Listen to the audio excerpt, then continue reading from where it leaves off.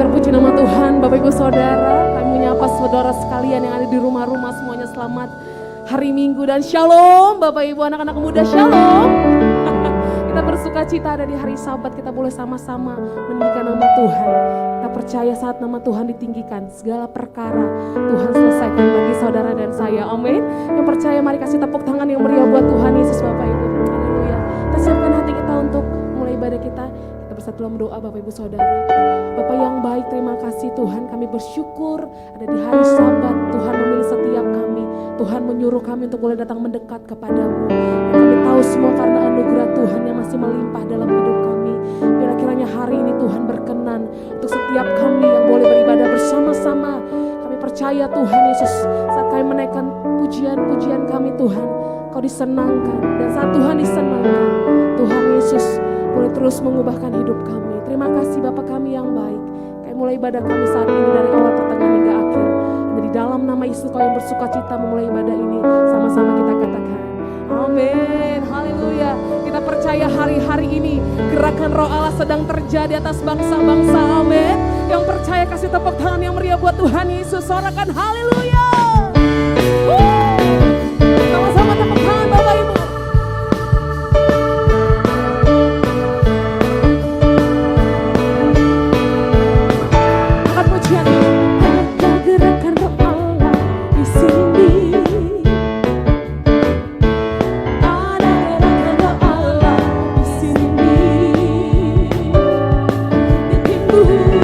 Di barat, utara, dan selatan.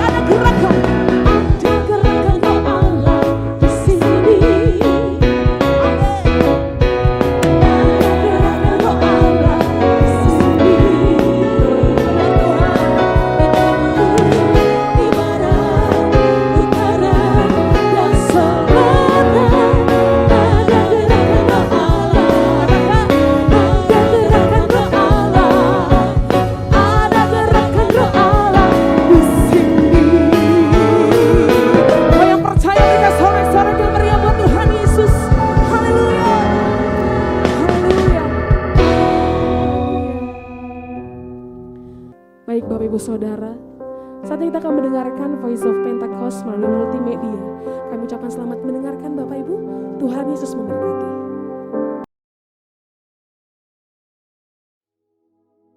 Shalom. Kesempatan kali ini kita akan membahas bagaimana hidup sebagai insan Pentakosta. Siapakah yang dimaksud dengan insan Pentakosta? Tentunya bukan hanya mereka yang merupakan anggota jemaat gereja Pentakosta, tetapi anak-anak Tuhan yang percaya bahwa pekerjaan Roh Kudus dalam Kisah Para Rasul belum berakhir. Insan Pentakosta adalah orang yang percaya yang mengalami baptisan Roh Kudus dan bergantung pada peranan Roh Kudus di akhir zaman ini. Ada 3 hal yang harus dilakukan insan Pentakosta dalam menanggapi peranan Roh Kudus atas gerejanya. Yang pertama, hidup dalam tuntunan Roh. Dalam Injil Yohanes, Tuhan Yesus sangat menekankan peran Roh Kudus yang sentral dan penting dalam kehidupan orang percaya. Roh Kudus diutus untuk menuntun gereja Tuhan. Orang percaya seharusnya dipimpin oleh Roh Kudus, bukan sekedar menggunakan kepintaran, kehebatan, dan kebijaksanaannya sendiri.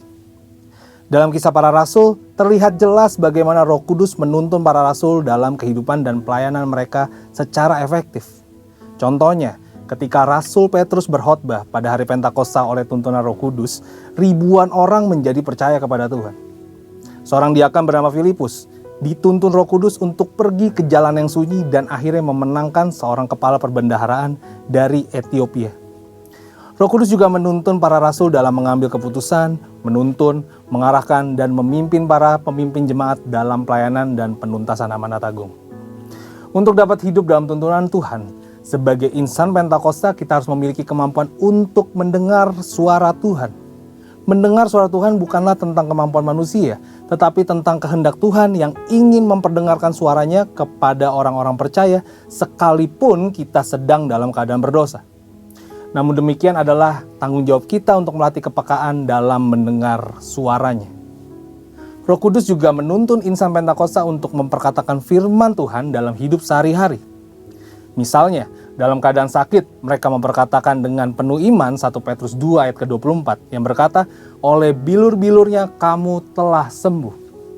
Ketika banyak kebutuhan hidup yang harus dipenuhi, mereka memperkatakan Filipi 4 ayat 13, segala perkara dapat kutanggung di dalam Dia yang memberi kekuatan kepadaku. Dan Filipi 4 ayat 19, Allahku akan memenuhi segala keperluanmu menurut kekayaan dan kemuliaannya dalam Kristus Yesus. Serta memperkatakan Mazmur 91, janji perlindungan Tuhan. Untuk dapat dituntun Roh Kudus, insan Pentakosta bukan hanya memerlukan pengetahuan teologis yang mumpuni, bukan sekedar pengalaman pribadi semata, tetapi lebih dari itu adalah kepekaan mendengar suara Tuhan. Yang kedua adalah hidup dalam kekudusan. Ciri khas kehidupan insan Pentakosta yang dipenuhi dengan Roh Kudus adalah juga hidup intim dengan Tuhan. Ketika mengejar kehidupan yang intim dalam doa, pujian, dan penyembahan serta merenungkan firman, sebagai hasilnya insan Pentakosta hidup dalam kekudusan. Roh Kuduslah yang memampukan orang percaya hidup dalam kekudusan. Tanpa peranan Roh Kudus, kita tidak mampu hidup kudus, terlebih di era sekarang ini. Kehidupan yang intim dengan Roh Kudus adalah kehidupan yang seharusnya dialami dan dijalani oleh setiap orang percaya di masa kini. Tanggung jawab kita adalah mengejar keintiman tersebut dengan banyak memuji dan menyembah Tuhan. Roh Kudus akan menuntun kita melewati pencobaan dan ujian-ujian sehingga hidup dalam kemenangan dan kekudusan.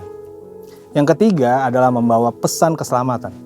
Robert Menzies dalam bukunya menyatakan bahwa sama seperti Tuhan Yesus diurapi untuk memenuhi tugas kenabiannya, demikian juga murid-murid yang dibaptis Roh Kudus telah diurapi sebagai nabi-nabi akhir zaman untuk menyatakan firman Allah. Gereja di zaman akhir telah dibaptis Roh Kudus adalah komunitas para nabi. Apakah seperti nabi perjanjian lama? Tentu tidak. Yang dimaksudkan adalah para nabi yang terpanggil untuk membawa pesan keselamatan sampai ke ujung bumi. Kita harus menyadari peranan ini, agar tujuan Tuhan membaptis kita dengan Roh-Nya tidak sia-sia. Kita diutus membawa pesan keselamatan dalam komunitas masing-masing sesuai dengan panggilan kita.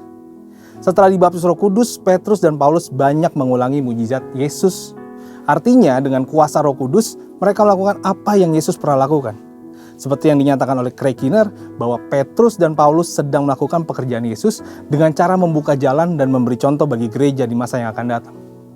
Dalam melakukan amanat agung, membawa pesan keselamatan, gereja menjalankan otoritas yang bersumber dari Roh Kudus. Dengan cara melakukan mujizat dalam pemberitaan Injil. Insan Pentakosta percaya bahwa baptisan Roh Kudus adalah berkat yang kedua atau second blessing yang diterima oleh orang percaya setelah kelahiran baru. Dari sinilah gaya hidup insan Pentakosta berawal. Jadi, sebagai insan Pentakosta kita harus memahami bahwa kebergantungan kita pada Roh Kudus adalah sesuatu yang tidak bisa dipisahkan. Untuk penjelasan lebih lengkap dari tim teologi kami, silakan klik link yang ada di atas atau scan QR Code yang tersedia. Tuhan Yesus memberkati.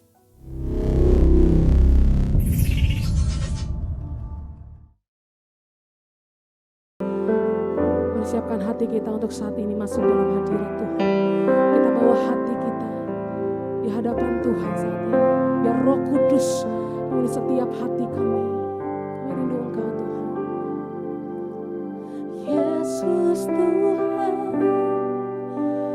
ditinggikan, dimuliakan dan naik ke surga.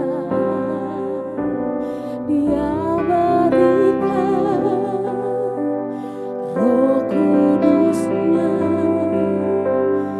menguatkan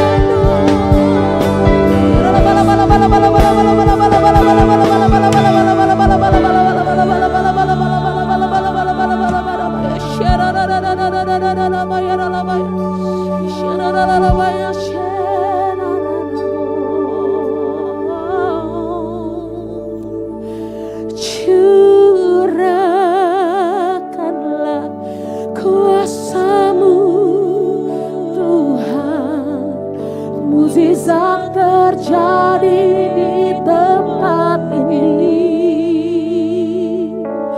Curahkanlah kuasa-Mu Tuhan, mukjizat terjadi sekarang ini. Curahkan ya Tuhan, curahkanlah kuasa-Mu Tuhan, mukjizat terjadi di tempat ini. Curahkanlah kuasa-Mu Tuhan, mukjizat terjadi sekarang ini. Kita angkat tangan kita di hadapan Tuhan dan katakan, curahkanlah kuasa-Mu Tuhan, mukjizat-Mu Tuhan. Kami terima saat ini Tuhan, curahkanlah kuasa-Mu Tuhan, mukjizat terjadi sekarang ini. Curahkanlah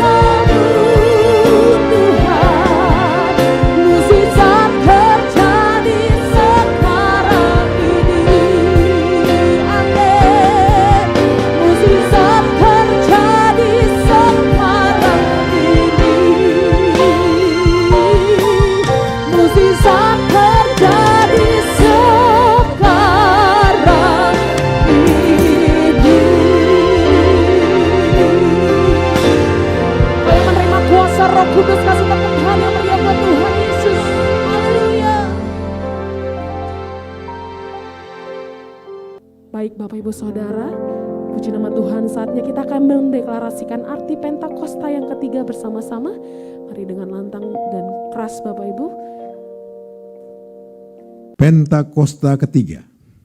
1. Pentakosta ketiga adalah pencurahan Roh Kudus yang dahsyat di zaman ini, melebihi yang terjadi di Azusa Street.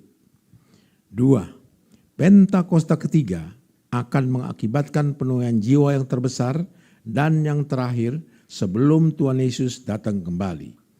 3. Pentakosta ketiga akan membangkitkan generasi Yeremia, yaitu anak-anak muda yang dipenuhi Roh Kudus, cinta mati-matian kepada Tuhan Yesus, tidak kompromi terhadap dosa, dan akan bergerak untuk memenangkan jiwa. 4. Pentakosta ketiga lahir di Indonesia dan bergerak ke bangsa-bangsa. Gerakan ini dari timur ke barat dan akan kembali ke Yerusalem. 5. Pentakosta ketiga akan memberikan kuasa untuk menyelesaikan amanat agung, dan setelah itu Tuhan Yesus datang kembali. Dalam nama Yesus, sama-sama kita katakan amin. Shalom saudara, anugerah Tuhan saya bisa ada di tempat ini semua karena kebaikan Tuhan. Saudara, kalau kita melihat Alkitab, bahwa Tuhan menciptakan manusia itu beda dengan yang lain. Tahu nggak saudara kenapa? Pada waktu Tuhan menciptakan burung, dia hanya bilang gini, jadilah burung. Waktu dia melihat matahari untuk satu sinar yang terang, dia katakan gini, jadilah, jadi. Tetapi dia menciptakan engkau dan saya itu beda. dia ambil, ya, saya katakanlah sebongkah tanah dibentuk. Waktu dia bentuk, dia hembuskan nafas hidupnya. Artinya, dia memberi bagian hidupnya di dalam hidup kita. Saudara, itu sebabnya ini poin yang pertama yang saya mau ajak saudara untuk melihat kenapa kalau nyanyian ini sebetulnya worship leadernya udah mewakili semua yang saya mau khotbahkan. Saudara, dia layak disembah. Kenapa? Karena dia ada di dalam kita. Tahukah saudara? Kita ini diciptakan untuk menjadi kesenangannya Tuhan.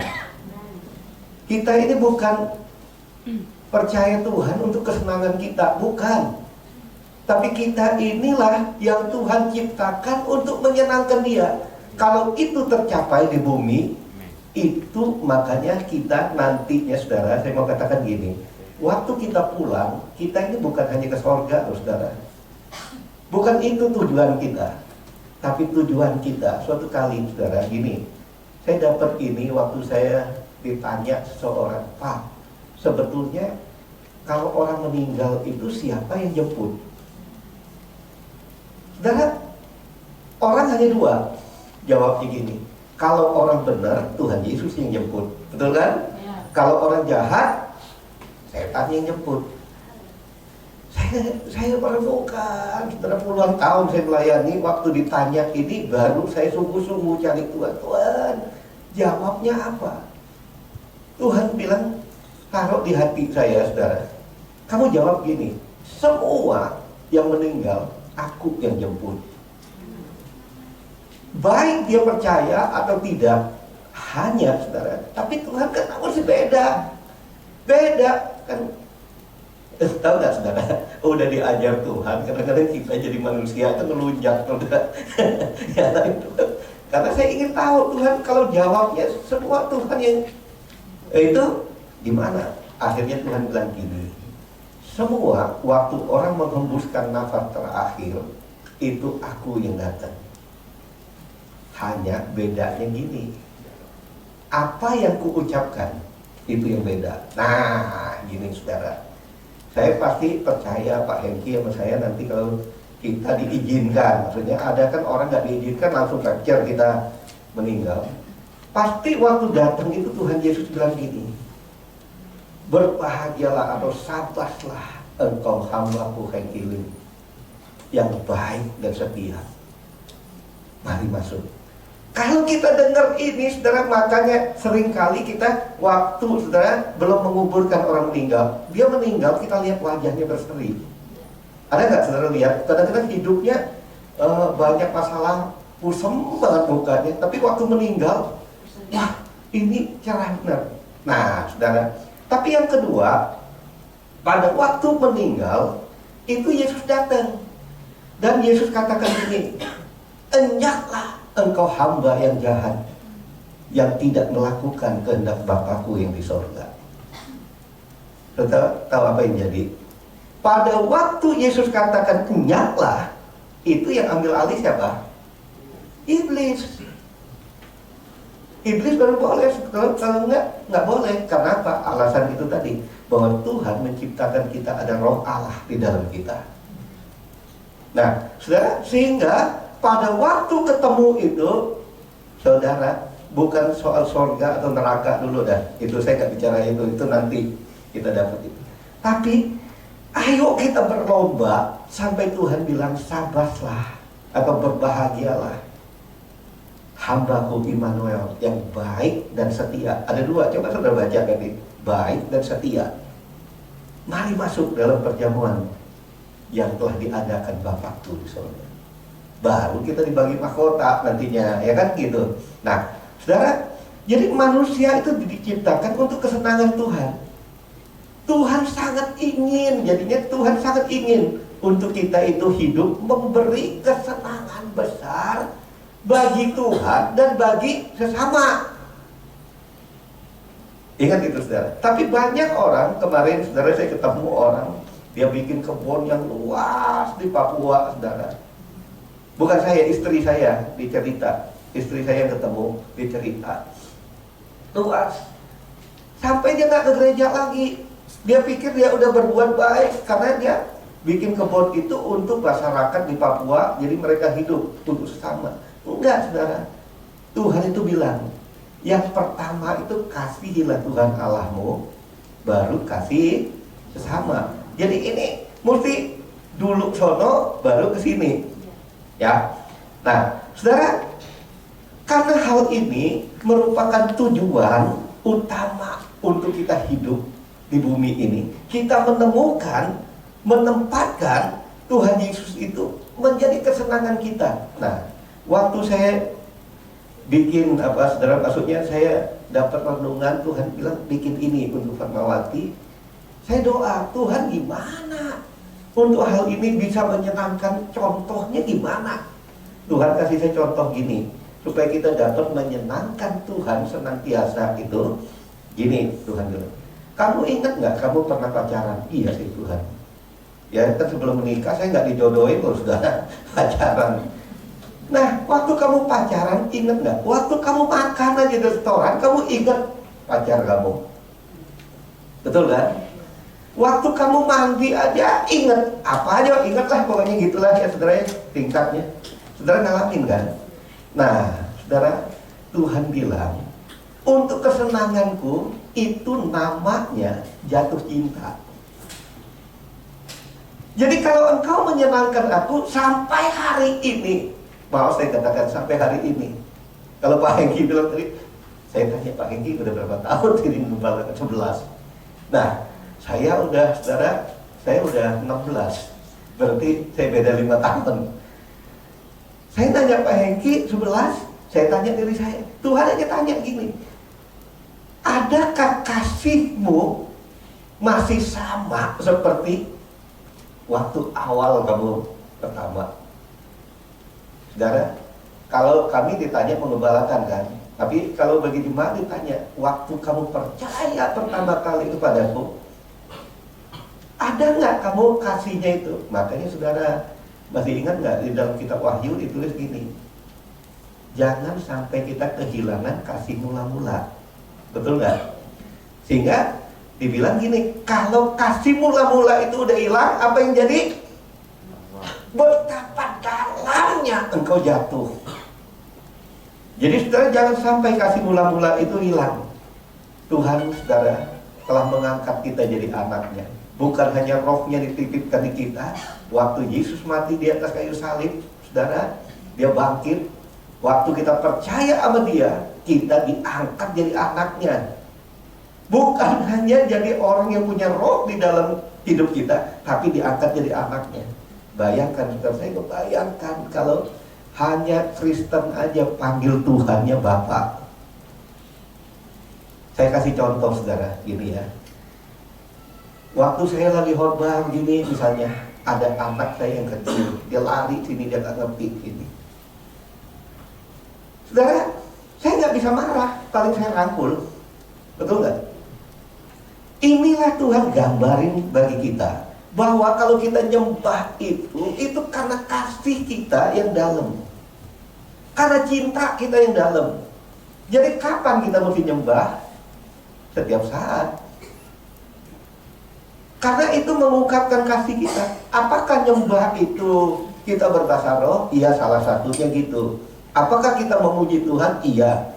Tetapi saudara, yang lebih dalam saya mau katakan gini, kita nyembah Tuhan itu harusnya menjadi ekspresi itu apa ya? Ungkapan dari hidup kita, menyatakan bahwa kita itu cinta Tuhan, nyenengin Tuhan. Itulah penyembahan. Hari-hari ini Tuhan lagi mencari orang-orang menjadi penyembah-penyembah benar. Di dalam Yohanes 4 itu dikatakan gitu, penyembah-penyembah benar. Tadi kan saudara, makanya saya bilang nyanyian ini mewakili udah khotbahnya, menyembah Bapa dalam roh dan kebenaran.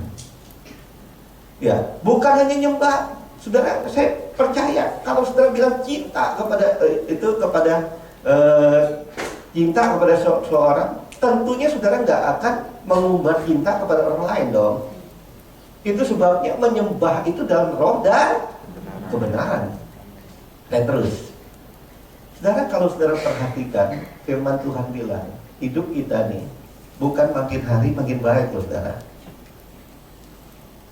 tetapi hidup kita ini dengan Tuhan makin akrab, gitu yang saya mau katakan, makin intim. Dunia makin buruk, tapi kita makin baik, saudara. Ya, kita makin baik. Itu Timotius katakan, kasih itu makin kurang. Ya, itu bagi dunia, tapi bagi kita makin erat dengan Tuhan. Nah, saudara, sejak semula sudah saya katakan tadi bahwa Tuhan menciptakan kita ini, dia bedakan itu. Kalau dunia ini makin jahat, ya, makin jahat. Hanya pilihan kita. Kita mau ikut menjadi jahat seperti dunia, atau kita mau hidup berbeda. Alkitab mencatat, saudara, tokoh-tokoh Alkitab selalu dicatat hidup mereka itu berbeda dari dunia. Sekali lagi saya katakan, Alkitab mencatat justru orang yang disebut tokoh, orang yang dipuji oleh Tuhan, orang yang berkenan kepada Tuhan, selalu hidup berbeda dari cara dunia. Nah, saudara, Alkitab memberi contoh teladan yang baik. Bagaimana seorang itu mau hidup menyenangkan, berkenan, hidup menyembah Tuhan itu gimana? Di dalam Kejadian pasal 6 itu menceritakan seorang pribadi yang hidup berkenan di hati Tuhan. Namanya Nuh, saudara. Dikatakan Nuh bergaul. Saya cari dalam bahasa aslinya semua, saya cari bongkar sana sini. Mau bahasa, saudara, mungkin bahasa Ibrani, Yunaninya, bahasa Inggrisnya, atau bahasa apa aja ketemu, saudara. Saya ketemu satu bahasa, saudara, dibilang gini, bahwa saudara bergaul dengan Allah itu, bahasanya itulah penyembahan. Saudara, engkau dan saya, kita masuk ke gereja yang tepat. Kenapa? Karena gereja kita ini, gereja yang memuji, menyembah Tuhan. Nah, saudara, oleh sebab itu, seorang yang bernama Nuh ini hidup di zaman, saudara, lebih parah dari hidup kita.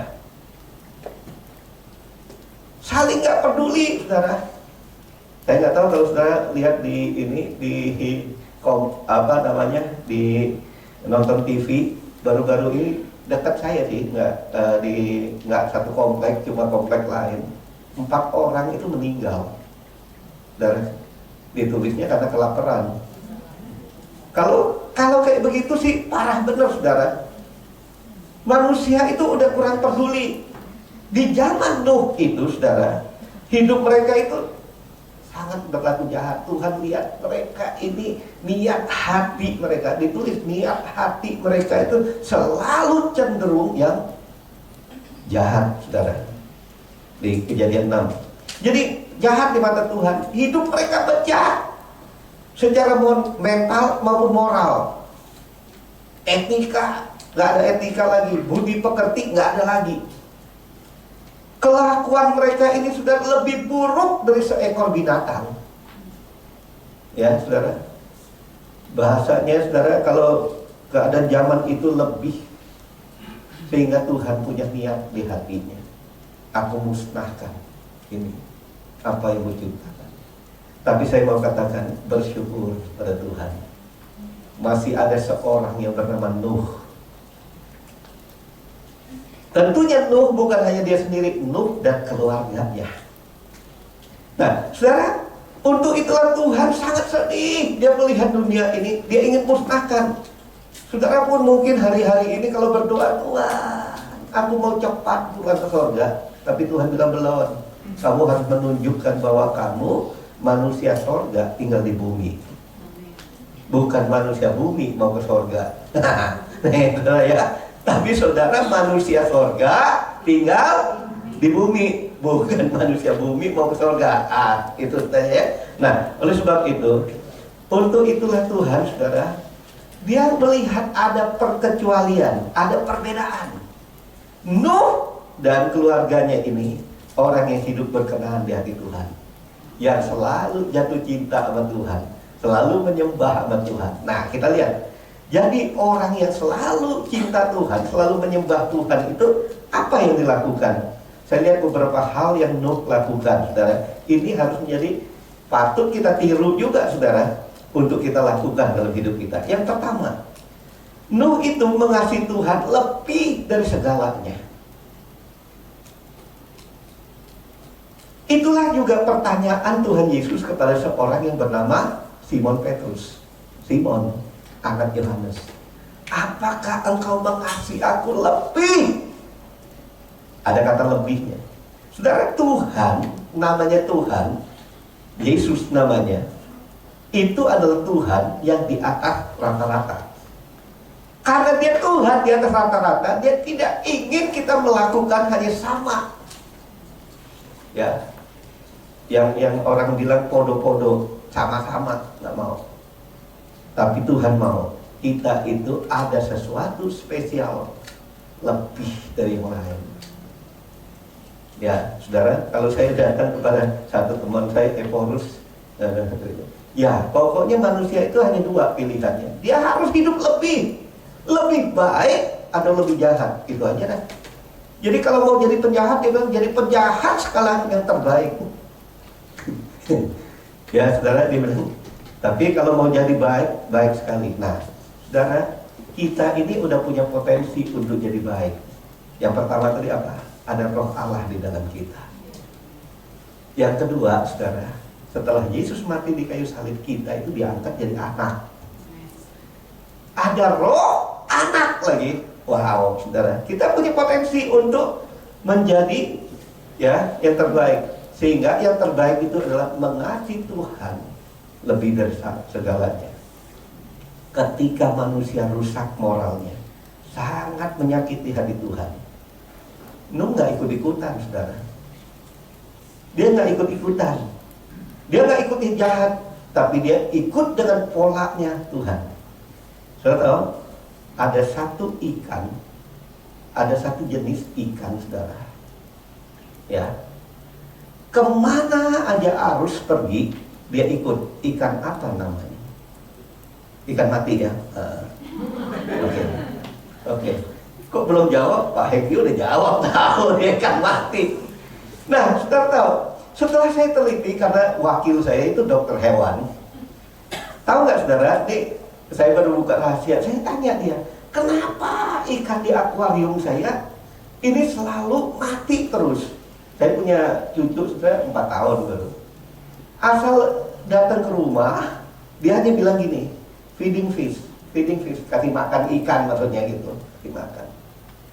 Saya tanya, Dokter Wisnu namanya, dokter, kenapa ikan saya ini pokoknya mati mulu? Tahu nggak dia bilang? Kalau ikan jadi pajangan, itu dikasih makan banyak-banyak pasti mati.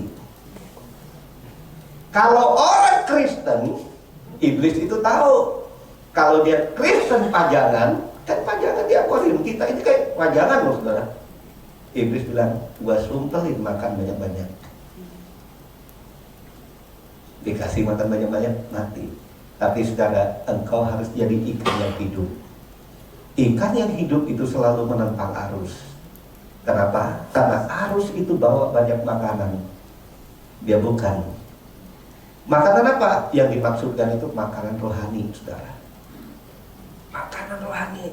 Selama saudara kompromi hidupmu di dunia ini, tidak ada yang menyenangkan Tuhan. Kompromi tidak akan menyenangkan Tuhan. Tapi kalau engkau menjadi orang yang namanya, saudara, saya kasih contoh ini, saudara. Dia melakukan tetap menyembah Tuhan walaupun ancamannya masuk ke gua singa, ancamannya masuk ke dapur api, dia tetap melakukan yang sama. Saudara, ayo kita tetap melakukan yang sama. Artinya cinta kita itu yang berubah. Ya, kalau saudara lupa, ingat waktu masih pacaran, baru pertama kali kenalan, wah rasanya pengen ketemu terus. Nah, kalau itu gairahnya masih ada dalam hidup kita, masih oke kita dengan Tuhan. Nah, Nuh sangat mengasihi Tuhan, itu sebabnya Nuh senantiasa mengikuti apa yang menjadi kehendak Tuhan. Jadi yang kedua, saudara, dia mengasihi Tuhan lebih dari segalanya. Yang kedua, tandanya dia apa? Dia mengikuti kehendak Tuhan, saudara. Apa yang menjadi kehendak Tuhan? Tuhan suruh dia bikin bahtera, saudara. Bikin bahtera, Nuh ikutin. Dia nggak pernah komplain, dia nggak pernah ngeluh. Tuhan, hujannya mana? Karena Tuhan bilang nanti akan turun. Nah, saudara, Nuh sangat senang menyembah Tuhan. Karena dia sangat senang menyembah Tuhan, dia intim dengan Tuhan. Jadi apapun yang Tuhan suruh, walaupun nggak masuk akal, walaupun nggak mungkin, walaupun belum melihat kenyataan, Nuh bilang, oke, aku lakukan. Tuhan lagi mencari orang-orang yang gini, saudara. Pokoknya selalu oke dengan apa yang Tuhan suruh, walaupun orang bilang bodoh, sudah tahu. Nah, Nuh mematuhi semua kehendak Tuhan itu dia dengan sukacita, saudara. Jadi mengikuti kehendak Tuhan itu mesti ada tambahnya dengan sukacita, bukan terpaksa, saudara ya. Jadi mengikuti kehendak Tuhan itu bukan dengan terpaksa, saudara. Di dalam Kejadian pasal 6 ayat 22 ditulis gini, lalu Nuh melakukan semuanya. Saudara, saya baca ini untuk saudara. Saudara boleh buka dulu dah, bentar.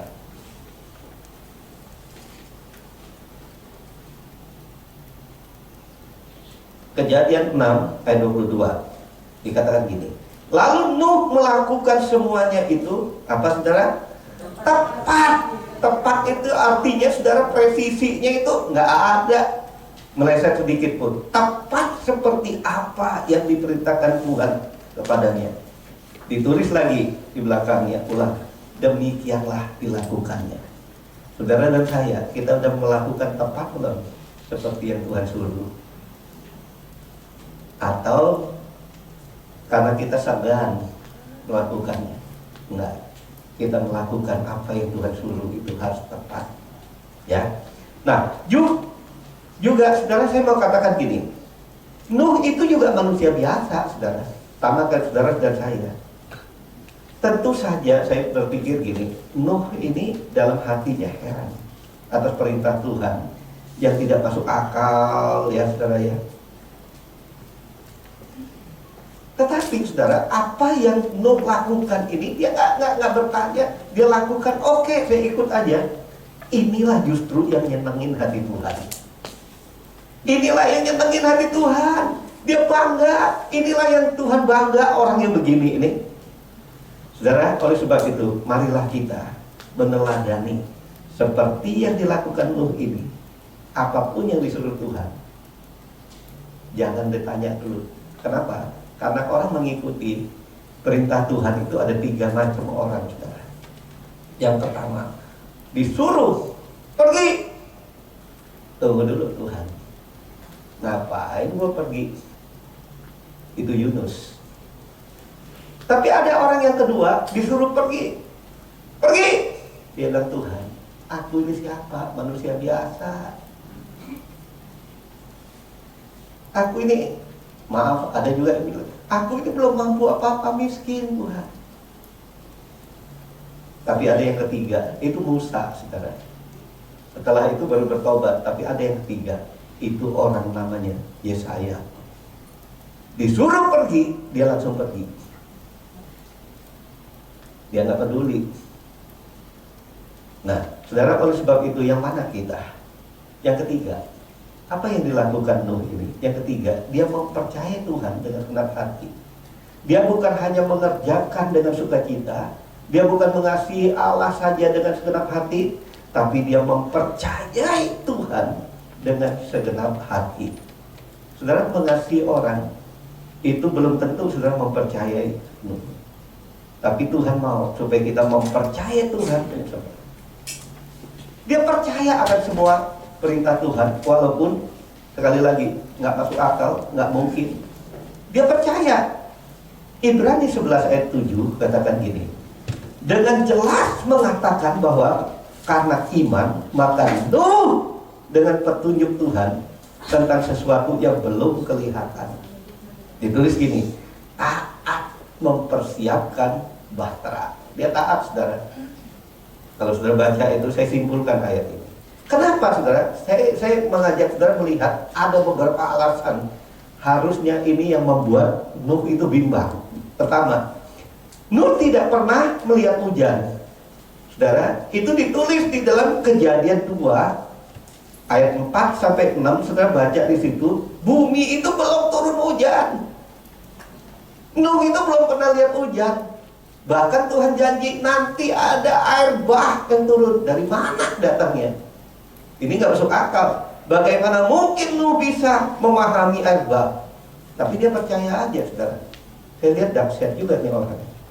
Yang kedua, Nuh itu hidup ratusan kilometer, saudara. Setelah saya baca peta itu lokasinya dari tafsir Alkitab, ya ratusan bahkan hampir ribuan kilometer dari samudera.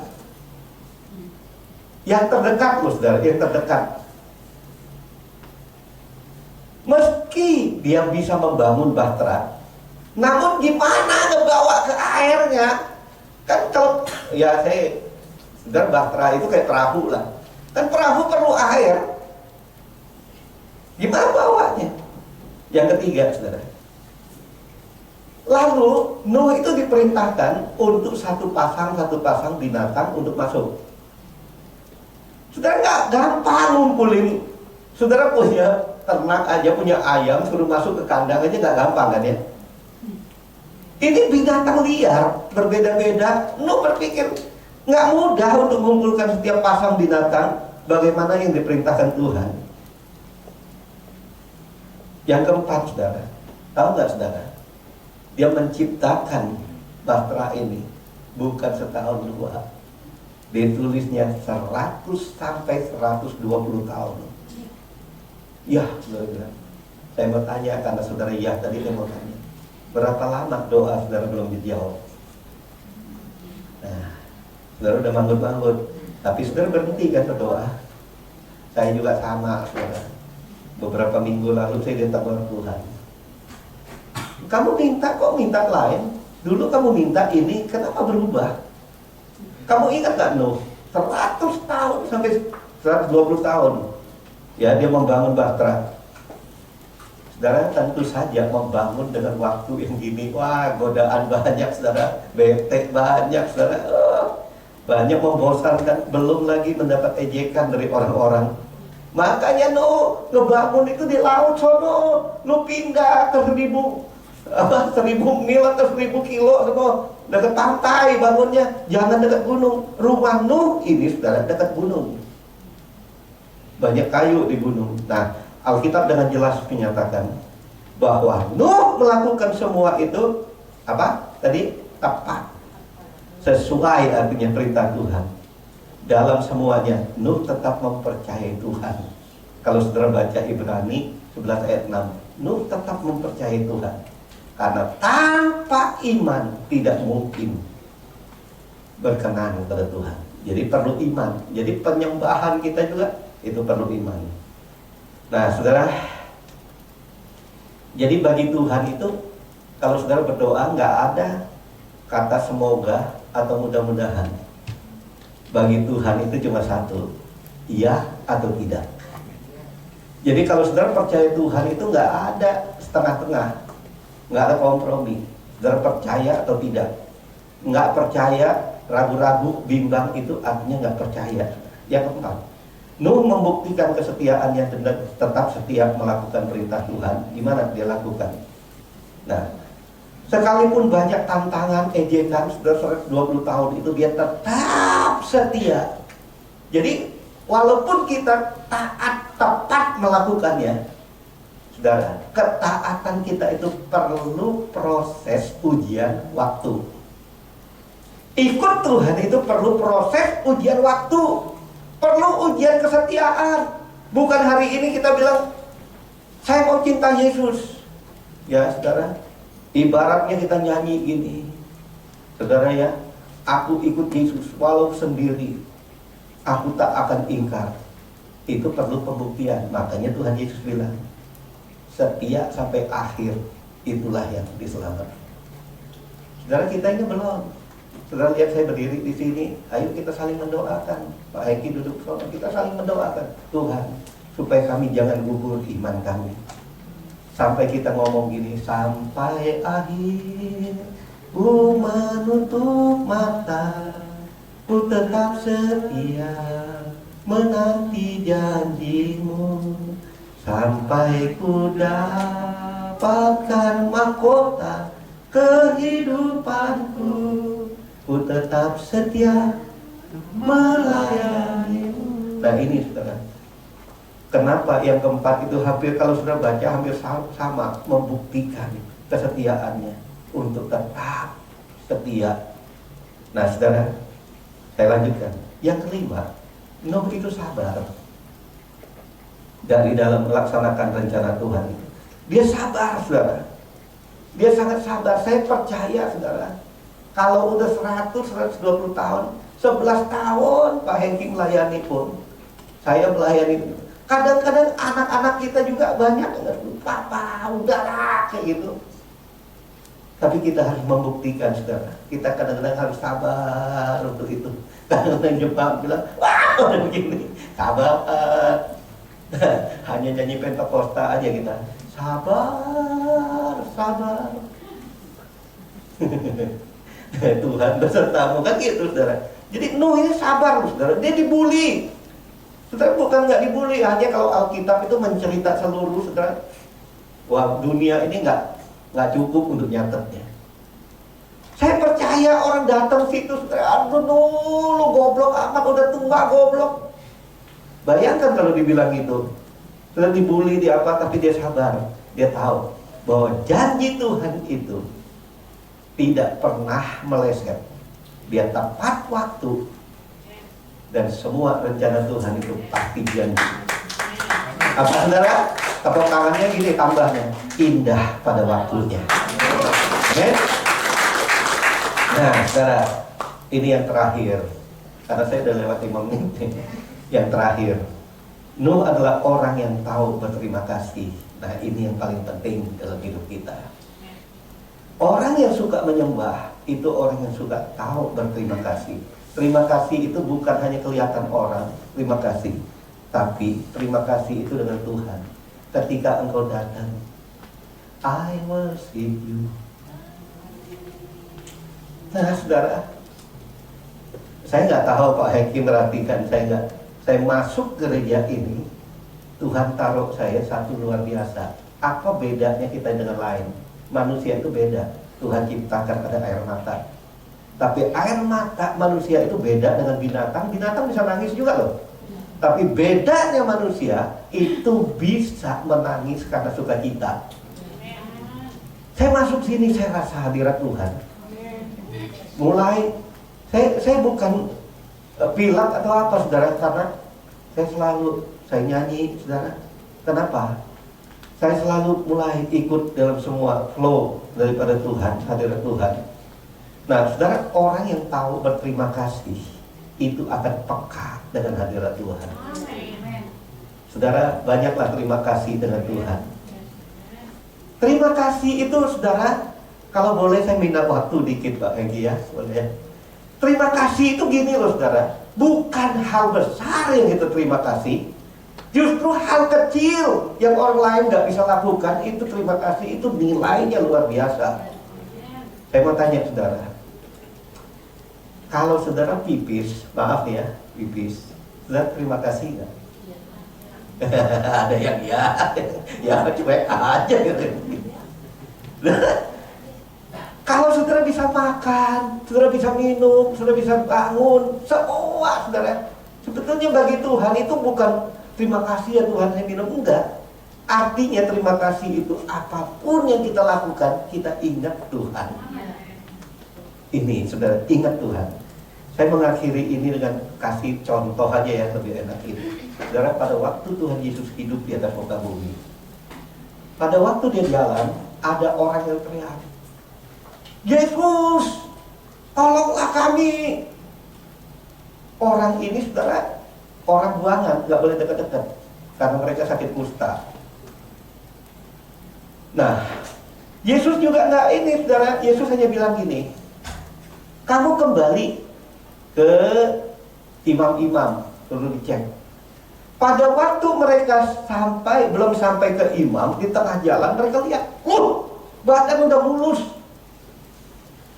Saudara, satu di antara mereka itu lari kembali ke Tuhan dengan menyembah. Itu salah satu menyembah, bukan caranya menyembah, tapi dia tersungkur dan dia berlutut di bawah kaki Yesus, mengucapkan terima kasih. Yesus hanya tanya gini, mana teman kamu yang lain? Mana teman kamu yang lain? Saudara, memang nggak ada referensi Alkitab tentang orang yang 9 tetap sembuh apa enggak, nggak tahu. Tapi tekanan Alkitab untuk cerita ini, saudara, adalah kita harus menjadi orang yang satu ini, yang tahu terima kasih pada Tuhan. Dia datang, saudara. Lalu dibilang Yesus apa? Imanmu yang menyelamatkan.